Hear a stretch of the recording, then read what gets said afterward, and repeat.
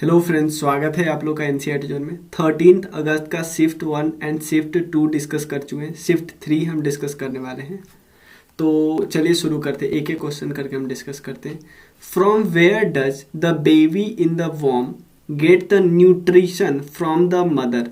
देखो मदर का एक जगह प्लेसेंट्रा भी इवन आपको एक टेम्पररी ऑर्गन है। ऐसा नहीं कि प्लेसेंट्रा एक ऐसा ऑर्गन है जो हमेशा के लिए रहता है। प्लेसेंट्रा और बॉडी और बेबी के बीच एक कनेक्शन लाइन होता है जिसको हम बोलते हैं अनबीबियल कोड। अम्बीबियल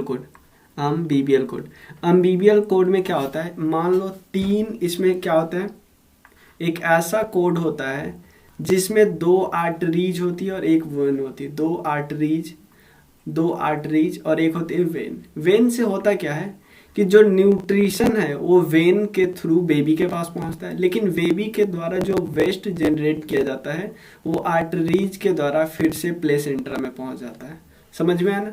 प्लेसेंट्रा के थ्रू, जैसे यहाँ पे मैं एग्जांपल लेता हूँ, यहाँ है प्लेसेंट्रा, ये है प्लेसेंट्रा, ये है अम्बीबियल कोड। इसके थ्रू यहाँ पे एक वेन है और 2 आर्टरीज है। वेन के थ्रू क्या होता है, न्यूट्रिशन आता है, बेबी के पास पहुंचता है, लेकिन ये जो कॉर्ड है, लेकिन जो 2 आर्टरीज होता है उसके थ्रू वेस्ट जो बेबी के द्वारा जनरेट किया जाता है वो पहुंच जाता है फिर से प्लेसेंट्रा में।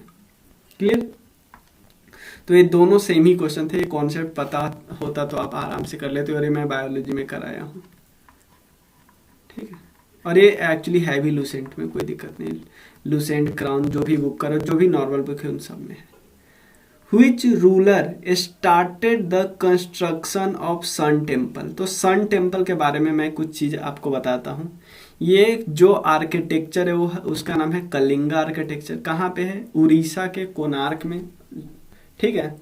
और उसके अलावे इसको यूनेस्को का वर्ल्ड हेरिटेज साइट डेजिग्नेट किया गया था 1984 में। एक्चुअली आपको जो सन टेम्पल है ना वो आपको किस भगवान के लिए, भगवान का नाम है भगवान सन, जो सूर्य देवता है उनके लिए है। ये आराम से कर सकते हो। यहाँ पे एक 7 हॉर्सेस है। 7 हॉर्सेस एक लाइन से है, तो लोग मानते हैं 7 हॉर्सेस 7 डेज को डिनोट करता है। उसके अलावे आपको 12 व्हील्स जो चक्के होते हैं, पहिए दोनों साइड मिलेंगे। ये 12 डिनोट, कुछ लोग करते हैं 12 का मतलब है 12 मंथ, कुछ लोग बताते हैं 12 और 12 24 मिला के 24 आवर को डिनोट करते हैं। ठीक है ना। ये सब बातें कुछ कुछ याद रखनी है। गंगा एम्पायर से बिलोंग करते थे नरसिंह देववन, गंगा एम्पायर से। ठीक है ना। एक जो पूरी जगह है उसी के आसपास है। ठीक है ना। महानदी रिवर के कोस्ट पे है। ऑल्सो नोन एज ब्लैक पगोरा भी बोलते हैं इसको। कोणार्क उड़ीसा के पास। स्टाइल ऑफ कौन है, कलिंगा आर्किटेक्चर। नेक्स्ट क्वेश्चन है, Which tributary of Brahmaputra river flows through Bhutan. आपको पता है एक है मनास नेशनल पार्क, या मनास, क्योंकि मनास को आपको पता है बायोस्फीयर रिजर्व भी है तो और नेशनल पार्क भी है। तो हमारे तरफ जो मनास है, सेम मनास का कुछ पार्ट आपको पता है भूटान में भी है, उनका अपना नाम है। ठीक है ना। और यहाँ से एक रिवर पास करती है, वो है मनास। तो ये मनास रिवर है। तो ये तो सिंपल आपको पता चले ये रिवर आ रही है तो भूटान से ही आ रही होगी। तो ये क्लियर। उसके बाद जो ब्रह्मपुत्र रिवर की स्टार्टिंग में तिब्बत में नाम है सांगपो। क्लियर। इंडिया में जो अरुणाचल प्रदेश में नाम होता है पहले सियांग। सियांग कब से कब तक, क्योंकि सांगपो आता है और नामचा वारवा के पास मुड़ जाता है। उसके बाद एक जगह सादिया, सादिया के पास लोहित और दिबांग आके मिल जाती है, उसके नाम इसका पड़ता है ब्रह्मपुत्र।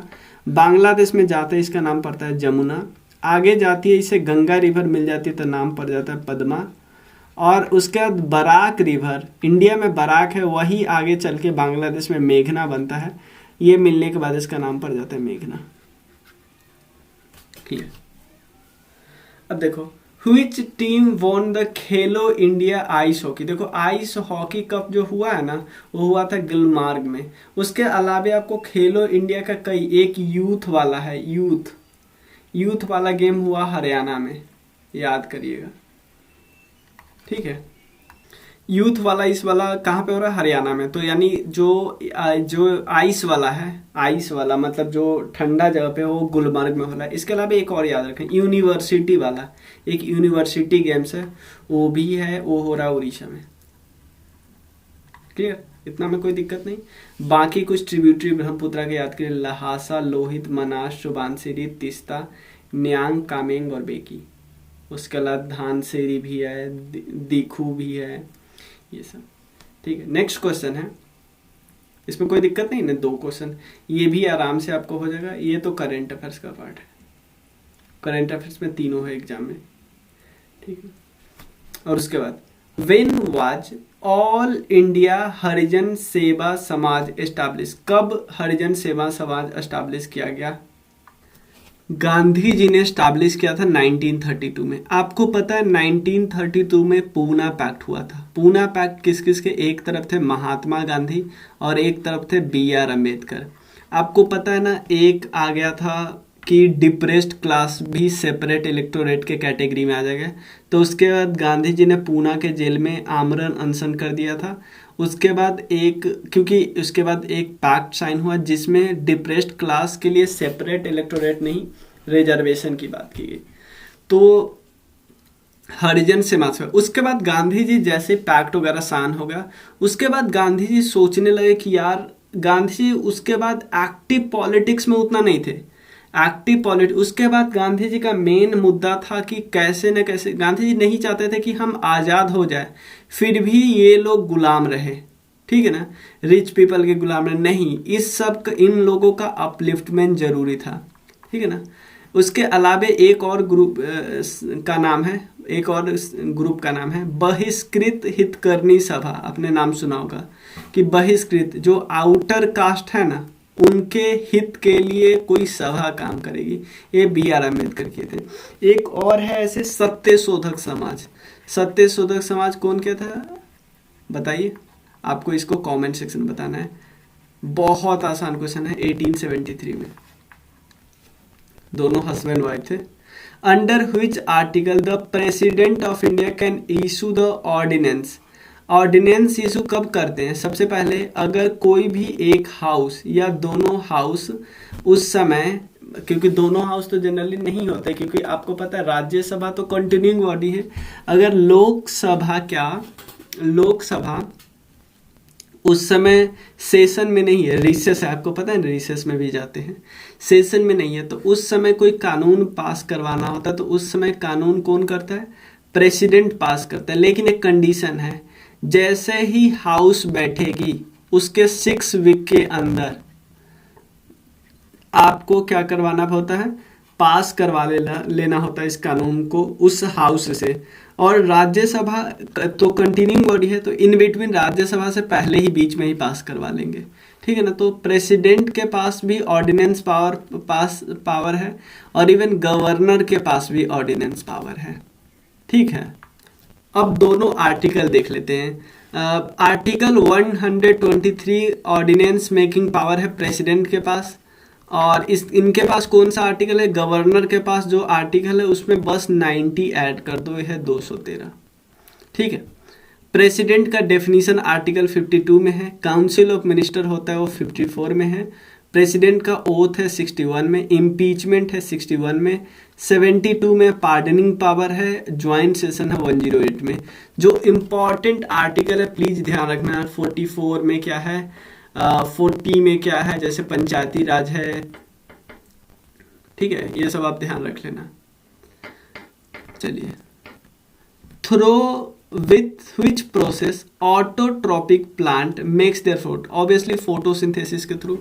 प्लांट करता क्या है? नीचे से वाटर ले लेता है, एयर से कार्बन डाइऑक्साइड ले लेता है, और ये सब सनलाइट के प्रेजेंस में क्या करता है? CO2 प्लस H2O सनलाइट के प्रेजेंस में ये क्या करता है? एक तो ग्लूकोज बनाता है C6H12O6 और प्लस O2 रिलीज करता है। इस O2 को फिर हम लोग क्या करते हैं? लेते हैं।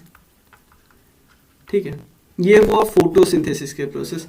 प्लांट के और भी प्रोसेस है, जैसे एक होता है रेस्पायरेशन, ठीक है ना, मतलब सांस लेना, ये सांस लेते हैं।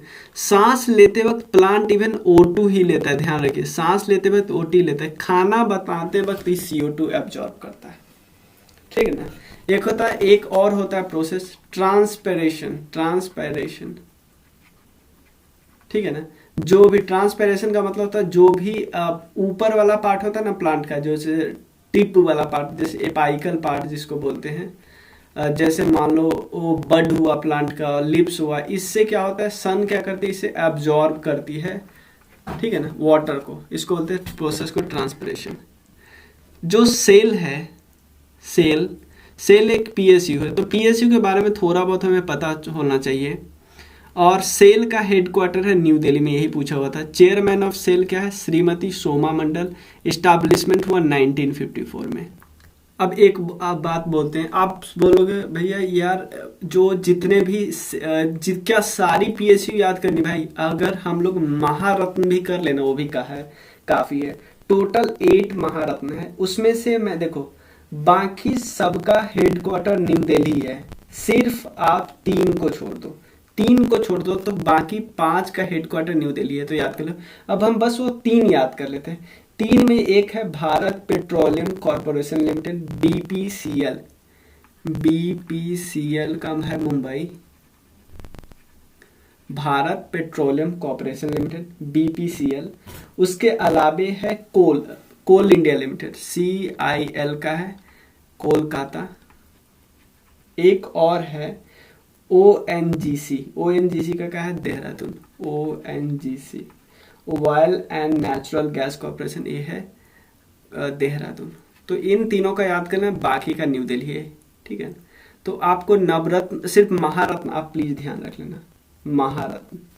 ज्यादा महारत्न की क्राइटेरिया नहीं याद करना क्योंकि नहीं पूछता है, ठीक है ना। हेमीज नेशनल पार्क, देखो ये मैंने कई जगह कराया, इवन मैंने स्टेट स्पेशल वाला जो कराया है, स्टेट स्पेशल एक JNK और लद्दाख का मैंने साथ कराया, जो UT दोनों था उसको साथ कराया। वहां पे मैंने हेमीज नेशनल पार्क बताया था कि एकमात्र नेशनल पार्क है जो आपको लद्दाख में मिलेगा, ठीक है ना। बाकी JNK में कई बनाए, एक दचीगम बनाया, दचीगम ये है, और भी 1-2 है, याद रखिएगा, ठीक है।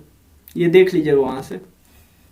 इसीलिए मैं बोल रहा हूँ कि अगर आप कोई भी एग्जाम की तैयारी कर रहे हो, आप GS के लिए मतलब UPSC को छोड़ के और बाकी जो स्टेट PCS आते हैं उसमें हमको क्या फोकस करना है, कोई 2 बुक फोकस कर लो, जैसे क्राउन या लुसेंट, और इसके अलावे प्रीवियस ईयर क्वेश्चन पेपर, और उसके अलावे एक स्टेट स्पेशल वाला करा रहे हैं जिसमें हर एक, अभी तक कितने हो गया, अभी तक टोटल 9 हो गए हैं, टोटल 9, जिसमें JNK और लद्दाख एक साथ है, तो टोटल 10 मार लो, 8 स्टेट हो गए हैं और 2 UT मान लो। इसके बाद धीरे धीरे मैं उड़ीसा का 1-2 दिन में करने वाला हूँ, फिर आगे आप जो बताओगे, फिर राजस्थान, ऐसे बिहार, UP ये सब हो चुका है, ठीक है। इन नीचे का स्टेट हो चुका है, मतलब कि नीचे southern state. In which article there is a description of ST and SC reservation seats, ये है आर्टिकल 330 में, ठीक है ना। NCBC किस आर्टिकल में है, national commission for backward class article 300B में है, 380B में है। और नेशनल कमीशन फॉर SC किस में है, ध्यान देना, तीनों कर लो। नेशनल कमीशन फॉर SC ये है 338, ST का क्या है 338A और BC, क्योंकि ये सबसे नया है। नेशनल कमीशन ऑफ, ये अब कॉन्स्टिट्यूशनल बॉडी बना है, ठीक है। शेड्यूल कास्ट आर्टिकल है 141 में। शेड्यूल ट्राइब, ये डेफिनेशन दिया हुआ है इस आर्टिकल में। सोशल एंड बैकवर्ड क्लास का 342A में दिया हुआ है, ठीक है। ये बात जो क्वेश्चन है आपको सिंपल मिल जाएगा, कब कहाँ मिलेगा, मिसलेनियस में एक अवार्ड ही है, रमन मैग्सेसे अवार्ड। तो मैंने पूरा नहीं कराया था, आपको पता है, मैंने आपको वही बताया कि जितना एग्जाम में आता है कि या तो पहला पूछ सकता है, पहले इंडियन पूछ सकते हैं, या लेटेस्ट का 2-3 पूछ सकते हैं, ठीक है। या खासकर आप ज्यादा से ज्यादा इंडियन भी याद कर ले, वो भी काफी हो सकता है। मे बी कभी कभी ये पूछते कि कौन से इंडिविजुअल को किस कैटेगरी में मिला और मिलान चिन्ह करवाए। तो 1958 में सबसे पहले मिला, इसको नोबेल प्राइज ऑफ एशिया बोलते हैं। फर्स्ट मैग्सेसे अवार्ड है विनोबा भावे। मैग्सेसे अवार्ड 2019 में रवीश कुमार को मिला। ये फिलीपाइंस के जो हेड ऑफ स्टेट थे ना, उनके नाम पे है, ठीक है। द रामानुजम प्राइज किस फील्ड में, ये मैथमेटिक्स के फील्ड में दिया जाता है। तो बहुत आसान है क्योंकि ये आपको पता ही होगा, तो ये बहुत बेसिक क्वेश्चन है। कुछ और पुरस्कार जैसे शांति स्वरूप भटनागर पुरस्कार साइंस के फील्ड में, कलिंगर साइंस के फील्ड में, पुलित्जर लिटरेचर के फील्ड में, साहित्य अकेडमी लिटरेचर और Jnanpith award scholar and literature के फील्ड में, ठीक है। इसमें कौन सा सिटी यूपी में, देखो इसमें क्वेश्चन ऐसा रहा होगा, हो सकता है इसको बुद्धिज्म से कनेक्ट किया गया हो। बुद्धिज्म से कनेक्ट करने के बाद आपको पता है बुद्धिज्म से रिलेटेड 4-5 प्लेस इंपॉर्टेंट है। सबसे पहले जन्म लुम्बिनी नेपाल में। उसके बाद गए बोध गया जहाँ पे उनको ज्ञान की प्राप्ति हुई। बोध गया के बाद गए सारनाथ के बाद कुशीनगर। तो इसमें से ये वाला पार्ट है बिहार में, ये दोनों पार्ट है यूपी में, ये पार्ट है नेपाल में, ठीक है ना। कुशीनगर में उनका महापरिनिर्वाण हुआ। Clear. Where is the Kandla port मैंने पोर्ट वाला भी कई बार करवाया है गुजरात में। जब मैं लुसेंट ऑब्जेक्टिव करा रहा था, इवन लुसेंट सब्जेक्टिव, तो भी मैं पोर्ट के बारे में 2-3 वीडियो में करवाया होगा, ठीक है ना। इसका नाम चेंज होकर दीनदयाल उपाध्याय पोर्ट बना है, ठीक है, कांडला पोर्ट का, ठीक है। क्या आपको पता है एक और पोर्ट का नाम चेंज हो गया और उसका नाम है श्यामा प्रसाद मुखर्जी पोर्ट। आपको कमेंट सेक्शन में बताना है कि वो उस किस पोर्ट का नाम चेंज हो गया श्यामा प्रसाद मुखर्जी पोर्ट पर है, ठीक है, ये बताना आपको, ठीक है। और एक और पोर्ट आपको पता है सबसे लेटेस्ट पोर्ट, ये भी आपको बताना है। बस ये बता दो किस राज्य में, ये भी काफी है। What is the formula of wavelength? Wavelength का फॉर्मूला क्या होता है? सबसे पहले वेवलेंथ का मतलब देखते हैं होता क्या है। वेवलेंथ का मतलब है 2 क्रस्ट या 2 ट्रॉफ के बीच के डिस्टेंस, इसको बोलते हैं वेवलेंथ, या इसको या हम इसको के बीच के डिस्टेंस को बोलते हैं वेवलेंथ, ठीक है ना, इसको बोलते हैं लैम्डा। तो वेवलेंथ का फॉर्मूला होता है कि स्पीड ऑफ वेव, स्पीड इसका divided by frequency of that medium, इस मीडियम की फ्रीक्वेंसी, और velocity divided by frequency of that medium, ठीक है ना। तो फ्रीक्वेंसी की यूनिट क्या होती है? हर्ट्ज। वेवलेंथ की यूनिट क्या होती है? मीटर। ये सब हमें पता है। और फ्रीक्वेंसी को आप 1/टाइम पीरियड भी कहते हैं, ये भी याद रखना। सरना कोड, ये करेंट अफेयर्स का है। सरना कोड झारखंड में दिया गया है, सरना कोड।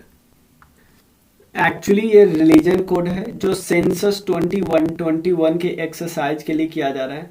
इसको हम सरना आदिवासी धर्म भी बोलते हैं। ये बस एक कोड है, ठीक है ना। सीएम कौन है झारखंड के? हेमंत सोरेन। गवर्नर क्या है? Ramesh Bais. What is the player who is called stand behind batsman के पीछे विकेट कीपर होते हैं? ये तो नॉर्मल बात है। How does the astronaut see in the sky? ठीक है ना, क्योंकि आपको पता है ब्लू कलर तो हमें स्कैटरिंग ऑफ लाइट के कारण दिखता है ना, स्कैटरिंग ऑफ लाइट। सिंपल है, ब्लू सबसे ज्यादा स्कैटर हो जाती है, इसलिए हमें ब्लू कलर दिखता है। और अगर स्कैटरिंग ना हो तो ब्लैक कलर दिखेगा, ठीक है ना। On the bank of which river there is a Shri Patalpuri Sahib Gurdwara located है? सतलज रिवर के किनारे। ये हम स्टेट स्पेशल में भी कवर कर लेंगे, वैसे भी कवर हो जाएगा। स्टेट स्पेशल वाला बहुत इंपॉर्टेंट है, आप लोग देखते नहीं हो और शेयर नहीं करते हो, लेकिन वो इतना इंपॉर्टेंट है कि बहुत ज़्यादा क्वेश्चन उसी से सॉल्व होगा। और उससे क्या होता है कि एक आपको लगे कि यार इस स्टेट का सब कुछ करते हैं, आपको थोड़ा सा याद रखने में ज़्यादा इंपॉर्टेंट होगी, ठीक है ना। इतना clear. Sutlej river actually Mansarovar lake के पास ओरिजिनेट होती है, और सतलज रिवर सिपकीला पास जो है ना, सिपकीला पास उससे होके आती है, और हरीके के पास मिल जाता है ब्यास से। हरीके जो है ना उसके पास मिल जाता है ब्यास से, याद रखिए। When was digital India campaign launch? ये 1 जनवरी 2015 को हुआ। Ministry of electronics and information technology ministry का नाम है, ठीक है ना, पीएम मोदी। और हो गया। फिर इसमें जो 21 ही क्वेश्चन मतलब हुए होंगे, 50 मिला नहीं। ठीक है, तो मिलते हैं। और आप आज लास्ट डेट है, आप लोग कोर्स ज्वाइन कर सकते हो 40% ऑफ पे।